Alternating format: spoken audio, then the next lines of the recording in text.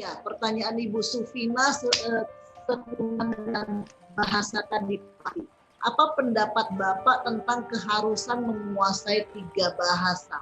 Kenapa kalau tadi Pak Adi kan menjelaskan 1 bahasa, kenapa 3 bahasa itu tidak baik?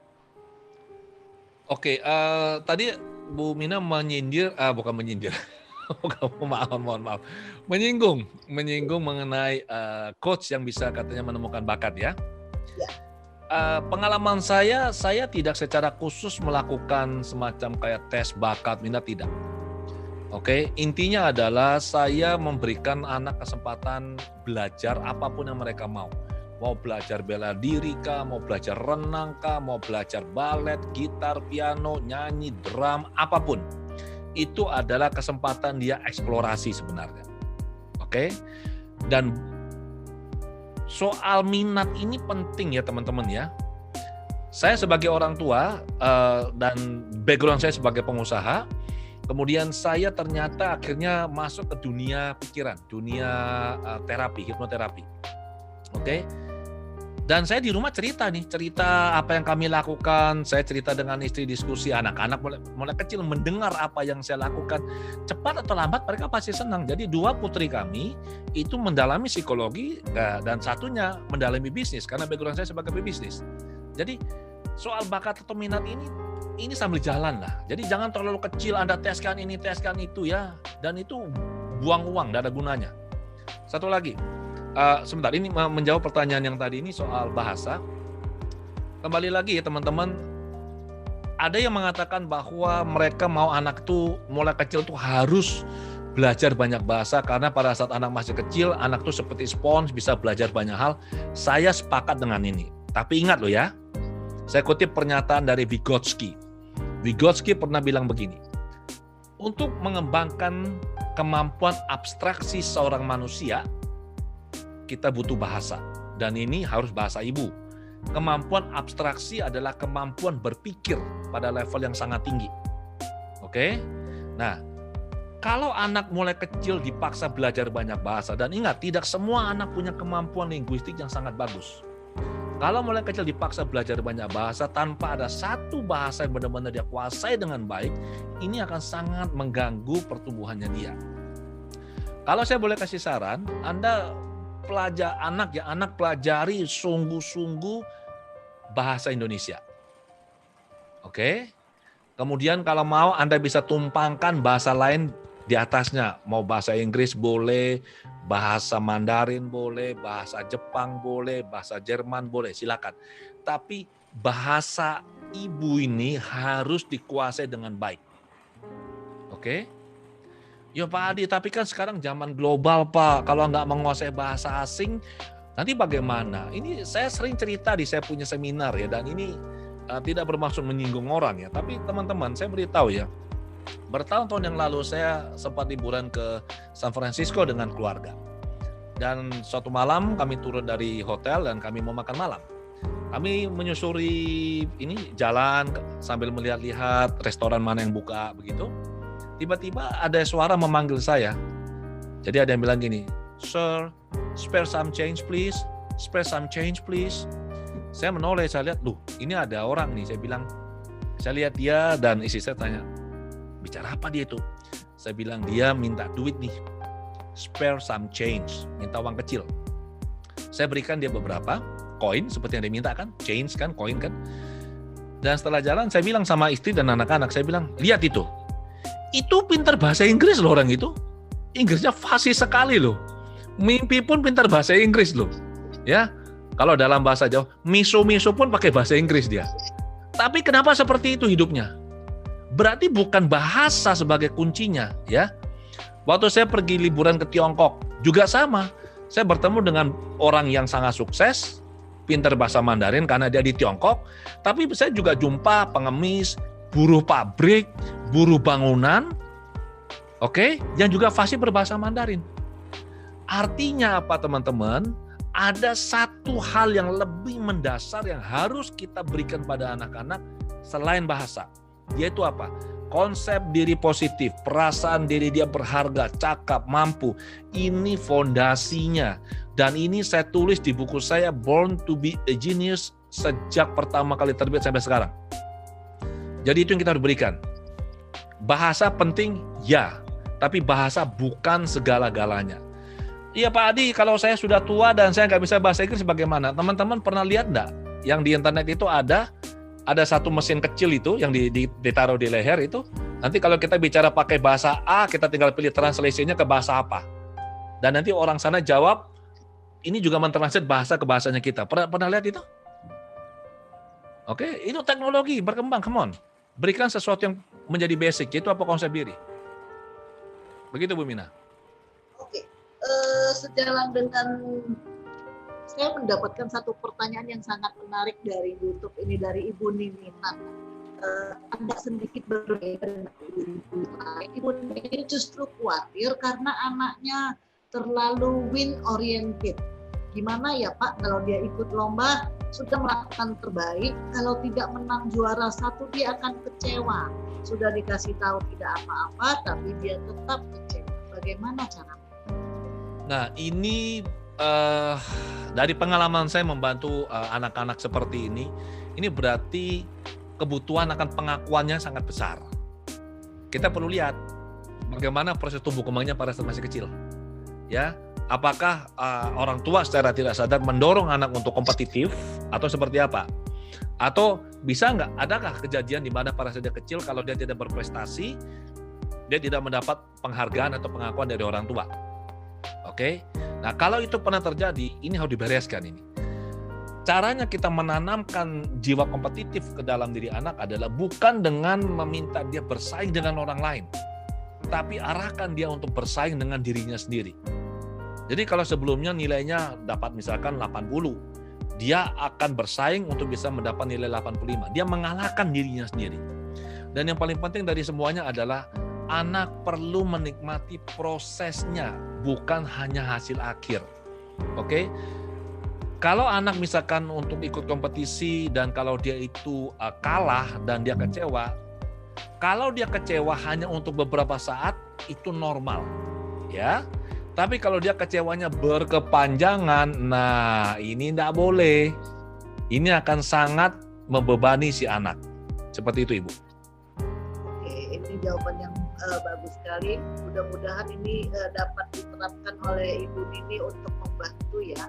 Dan ini pertanyaan juga yang sangat menarik sehubungan dengan tadi Bapak mengatakan bahwa kalau anak masih kecil itu nggak boleh pakai ini Pak. Nah, Pak Gunadili ini mengatakan, Pak Adi kan sarankan jauhi gadget nih, namun kenyataannya pendidikan saat ini justru malah melibatkan gadget terutama di masa stay at home saat ini. Bagaimana menyikapinya Pak?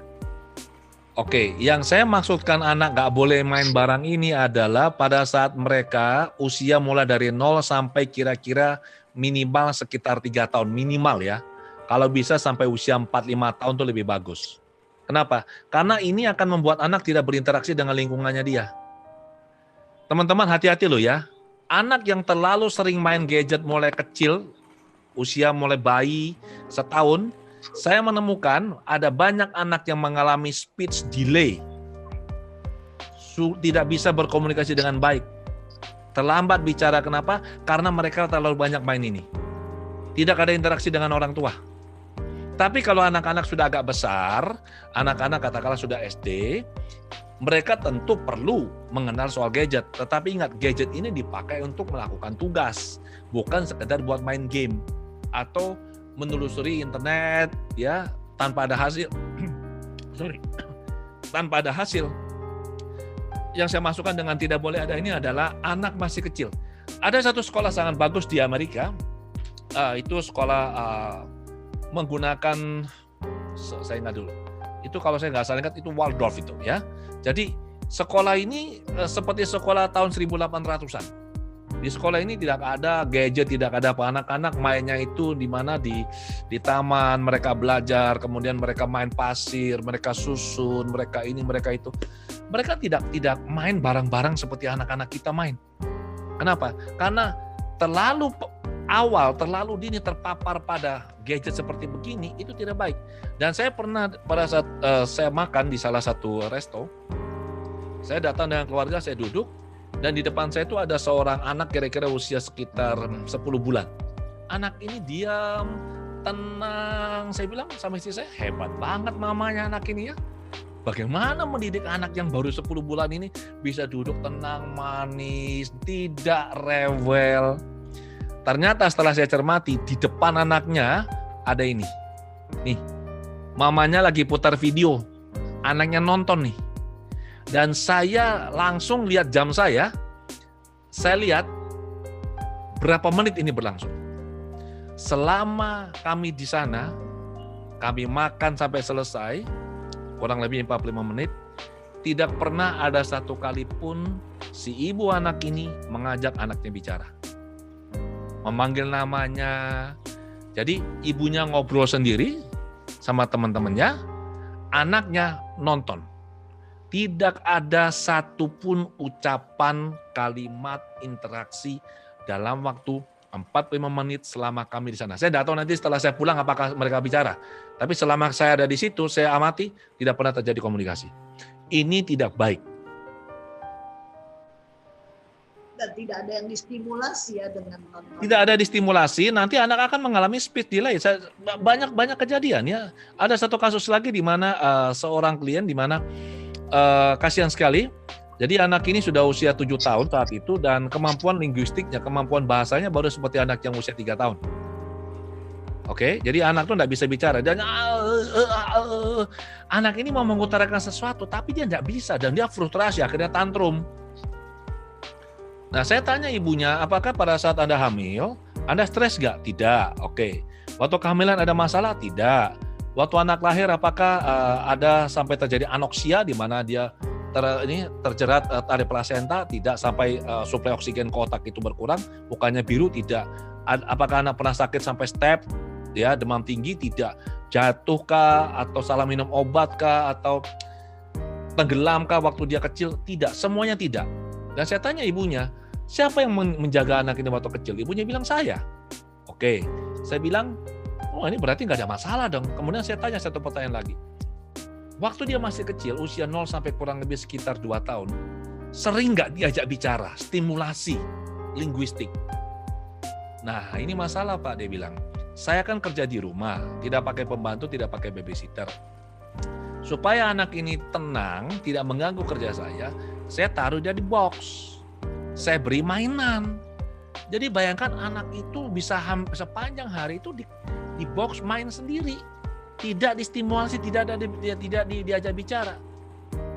Dan teman-teman perlu tahu ya bahwa siklus belajar bahasa itu tidak seterusnya loh.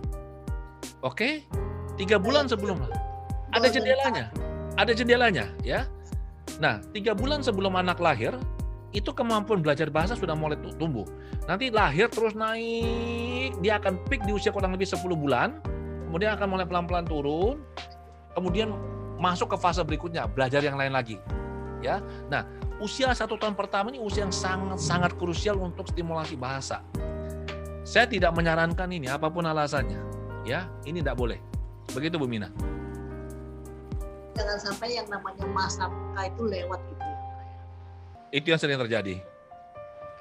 Jadi ini ada Michael Lim Pak, dia bertanya, ini ada sedikit berbeda pertanyaannya, kita agak change sedikit. Michael bertanya, bagaimana cara memberikan reward pada anak karena telah disiplin tapi tidak boleh terkesan jadi suap. Ulangi, bagaimana memberikan reward pada anak? Karena sudah disiplin. Oke. Saya tidak rekomen memberikan reward seperti itu. Karena disiplin adalah sebuah kewajiban bagi anak loh. Jadi kita berikan reward hanya kepada anak apabila dia melakukan sesuatu yang di luar dari yang seharusnya. Oke? Kalau itu menjadi tugasnya dia, kewajibannya dia, tidak boleh kasih reward. Itu nanti menjadi kebiasaan yang tidak baik. Pak, bagaimana kalau anak saya itu supaya giat belajar itu saya memberikan dia reward? Itu bukan reward, itu suap itu. Oke? Namanya saja dihaluskan. Saya beritahu teman-teman ya. Hadiah terbesar, hadiah terindah, hadiah terbaik bagi seorang anak dan juga diri kita saat kita belajar itu bukan hadiah materi, tapi saat kita tahu dan menyadari bahwa wow, saya akhirnya mengerti, saya akhirnya bisa materi ini, itu intrinsic reward yang paling besar nilainya dan paling besar dampak positifnya terhadap diri seorang individu. Oke? Seperti itu Bu Mina.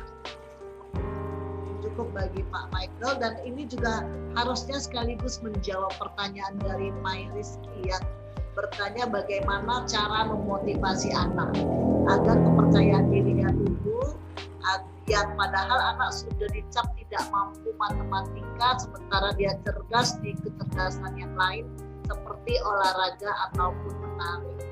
Cara di masyarakat sudah terdoktrin kalau anak yang cerdas itu MIPA-nya bagus. Apakah cara itu bisa dipakai? Well, saya tidak setuju ya teman-teman ya. Sebentar, saya akan mute dulu ini. Jadi saya tidak setuju kalau dikatakan anak-anak yang pintar itu anak-anak yang nilai mafianya bagus, matematika, fisika, kimia. Oke? Semua anak pada dasarnya cerdas. Memang kita ini terdoktrin dari dulu bahwa yang sekolah IPA itu pasti pinter. Aduh, ukuran cerdas itu tadi, ingat definisinya yang saya tawarkan.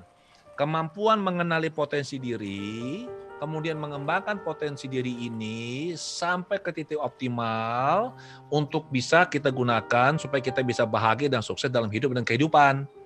Oke? 3 putri kami nilainya sebenarnya sangat bagus waktu SMA. Gurunya menyarankan untuk masuk jurusan IPA. 3 putri kami semuanya ngambil jurusan IPS. Gurunya bilang, loh kamu kok pinter kok ngambil IPA? Kok ngambil IPS? Karena putri-putri kami ini sudah tahu jalur karirnya mereka mau kemana. Mereka nanti akan kuliah jurusan apa. Oke? Yang 2 akan ngambil jurusan psikologi. Terus buat apa ngambil IPA? Belajar fisika, belajar trigonometri, ilmu ukur sudut, oke? Itu apa? Diferensial segala macam. Yang satu lagi dia mau ngambil bisnis. Jadi kenapa tidak mulai dari SMA, ambil jurusan yang sejalan dengan yang nanti dia kuliah? Jadi hati-hati. Sekarang ginilah, coba teman-teman ya, pernah nggak jumpa Anda punya teman yang dulu juara 1, ranking 1, pinternya luar biasa. Sekarang setelah terjun ke masyarakat, selesai kuliah, dia biasa-biasa saja. Ada nggak? Bahkan kerja sama temannya yang dulu bodohnya minta ampun. Ada? Ada. Nah sekarang, kalau temannya dulu sering nggak naik kelas begitu, sekarang teman yang pintar kerja sama dia, saya mau tanya nih, yang cerdas siapa sebenarnya? Oke, nah pernah kan juga jumpa ada satu anak yang sudah sering tidak naik kelas, sering dibully karena dia bodoh, ya sering diolok-olok. Begitu dia terjun ke masyarakat, dia tidak jadi orang juga. Ada dong, ya. Jadi ada yang sekolahnya pinter, dia lulus, dia jadi orang, sukses. Ada yang sekolahnya nggak pinter, dia tidak jadi orang, ada. Ada yang sekolahnya pinter, kemudian tidak jadi orang atau susah berkembang. Ada yang sekolahnya tidak pinter, kemudian jadi orang sukses. Jadi sebenarnya sukses di sekolah itu street smart, school smart. Kita perlu mendidik anak-anak kita untuk bisa street smart. Oke? Jadi ini 2 hal yang berbeda. Satu contoh. Ada sebuah pertanyaan dari guru, ini ujian ini. Apabila Anda sebagai anak diminta ke supermarket oleh ibu untuk membeli tepung, ibu lagi mau bikin kue nih. Ada tepung yang 1 bungkus setengah kilo harganya misalkan Rp1.000. Oke? Kemudian yang 1 kilo harganya Rp1.500. Yang manakah yang Anda beli? Guru pasti berharap anaknya memilih yang 1 kilo, benar nggak? Karena 1.500 lebih murah. Tapi kalau anak itu memilih yang setengah kilo, walaupun Rp1.000, ya, anak ini anak cerdas. Kenapa? Dia bilang, buat apa beli yang 1 kilo? Mama cuma pakai seperempat kilo kok. Buat apa kita buang-buang? Jadi tergantung school smart atau street smart. Kita harus hati-hati nih. Seperti itu Bu Mina. Dan ini ada dari Ibu Ana. Ibu Ana berkata, bagaimana jika anaknya usia 5 tahun sudah terlanjur trauma dengan matematika? Bagaimana cara membantu memotivasi agar dia mau belajar matematika lagi? Oke, untuk teman-teman yang orang tua khususnya yang mendengarkan acara ini ya, trauma ini bukan sesuatu yang begitu mengerikan. Oke, trauma hanyalah sebuah memori di mana pada memori ini lekat emosi negatif. Cuma itu. Trauma hanya ini. Oke? Jadi bisa saja waktu pada saat anaknya masih kecil, dia pernah mungkin dimarahi atau disalahkan, mungkin pernah dihukum karena nggak bisa matematika, misalkan seperti itu. Artinya di memorinya dia ada sebuah kejadian, di kejadian ini melekatlah sebuah atau beberapa emosi negatif yang intens. Maka cara kita bantu anak ini adalah harus dengan terapi. Nggak bisa cuma sekedar kita beritahu, oh kamu pasti bisa, kamu percaya diri. Nggak bisa, karena ada emosi negatif.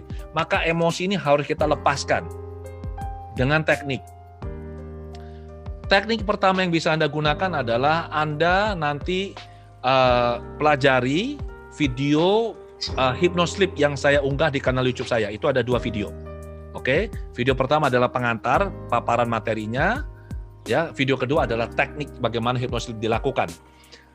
Anda pelajari, kemudian Anda lakukan hypnosleep pada anak Anda. Ini salah satu yang sangat-sangat efektif. Dan berita bagus bagi teman-teman, nanti saya juga akan menyelenggarakan live streaming membahas mengenai hypnosleep ini di YouTube ya. Saya lupa tanggalnya, tanggal berapa nih? Bulan 6 Juni ya, 6 Juni. Nah, itu cara pertama.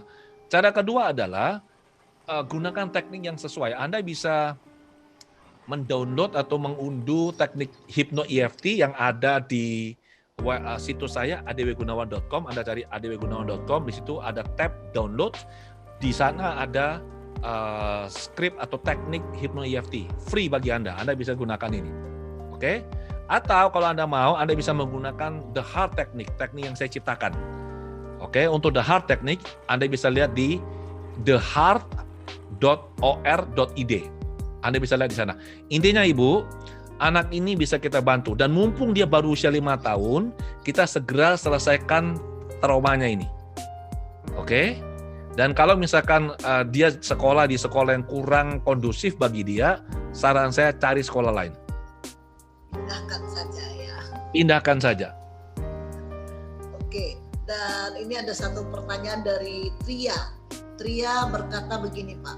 Dulu saya dididik oleh orang tua dengan keras dan tegas. Pola ini kadang tanpa sadar saya terapkan pada anak saya sekarang untuk mendidik hal-hal yang prinsip, misalnya ibadah ataupun belajar. Ketika saya berlaku keras, di akhir saya selalu merasa bersalah.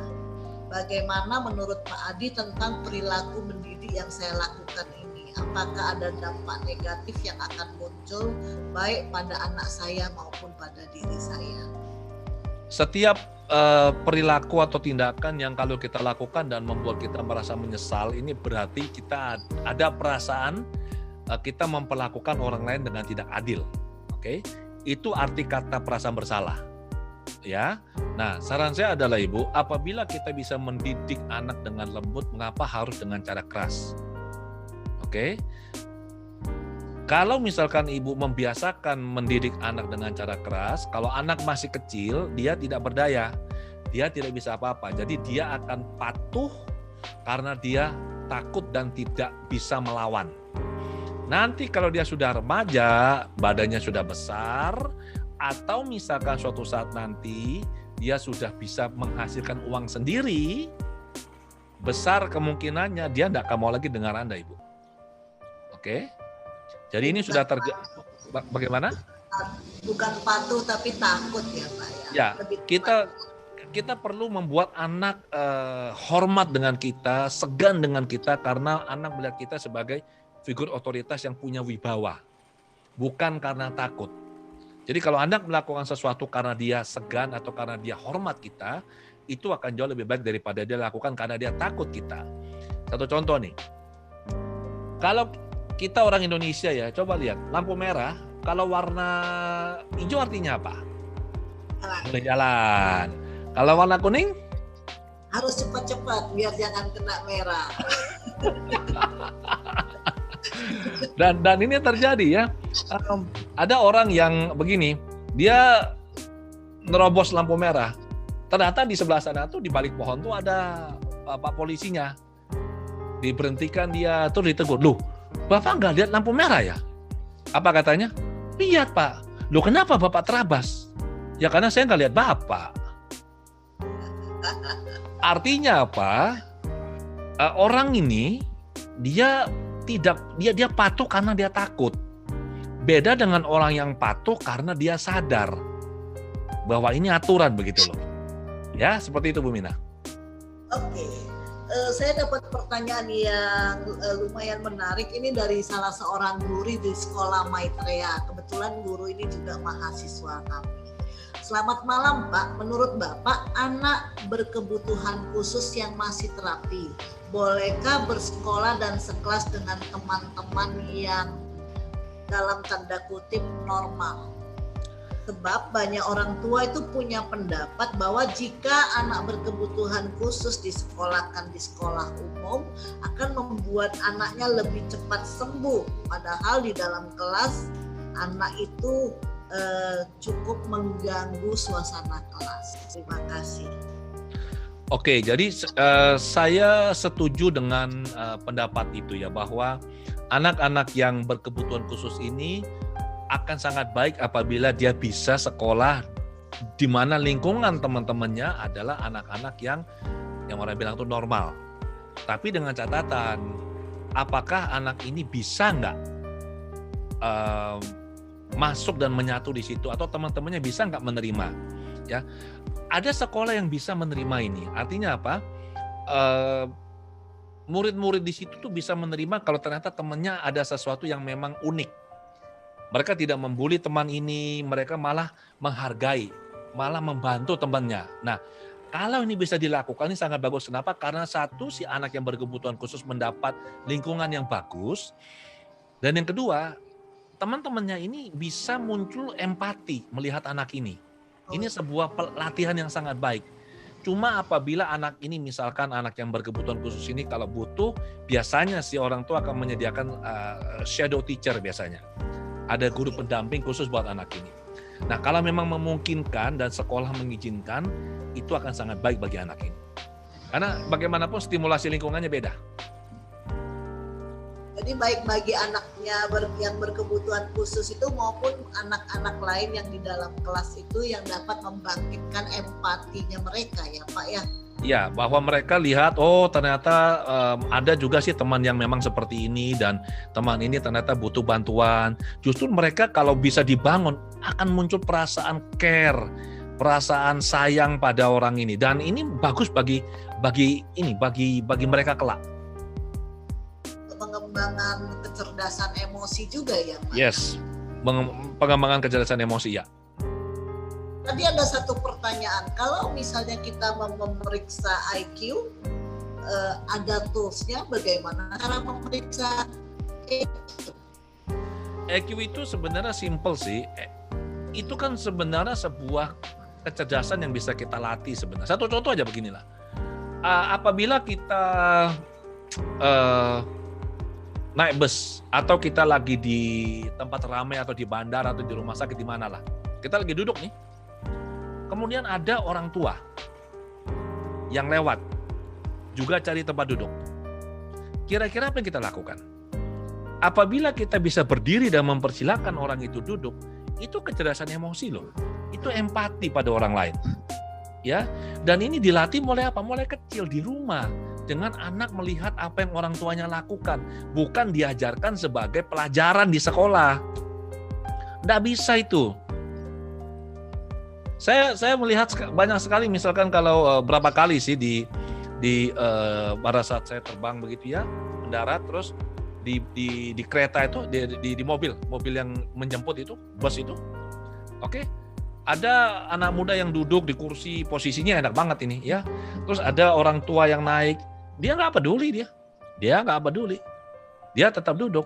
Tapi ada juga yang bagus, begitu orang tua itu naik, dia langsung berdiri dan dia persilakan orang tua itu duduk.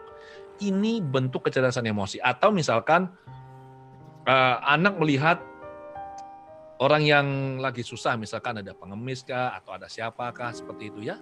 Jadi dia bisa tergerak untuk membantu. Ini satu kecerdasan yang luar biasa. Ini harus dilatih. Dan dilatihnya itu dengan contoh dari orang-orang yang lebih tua di lingkungan dia ya Pak ya. Ya, dan tidak perlu dites. Kita nggak perlu tes seperti tes IQ itu, nggak perlu. Nggak perlu. Ya, justru bisa terlihat dari perilaku sehari-hari. Dari perilaku sehari-hari.